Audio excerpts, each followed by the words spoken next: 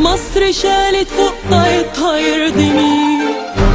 فين شبابها وفين ولادها المخلصين؟ مصر شالت فوق طايتها يرضي مين؟ فين شبابها وفين ولادها المخلصين؟ يا مصريين ايه جرالنا ايه؟ امتى هنفوق كلنا من اللي احنا فيه؟ بلدنا بتضيع مننا نستنى ايه؟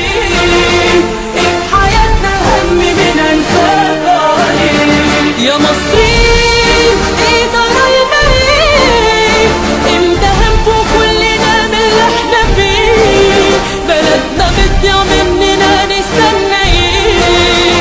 ايه في حياتنا هم مننا نخاف عليه؟ كان هو فاكر ان هو هيحكم البلد والبلطجيه بتوعه كان غير اشطر.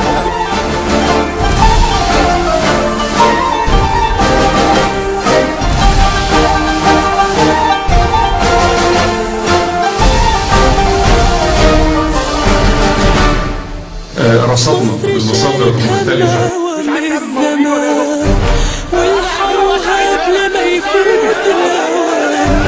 مصر شالت همها ومزنا ولو إن شغلانتي دي والحروها يبقى خليني موجود لحد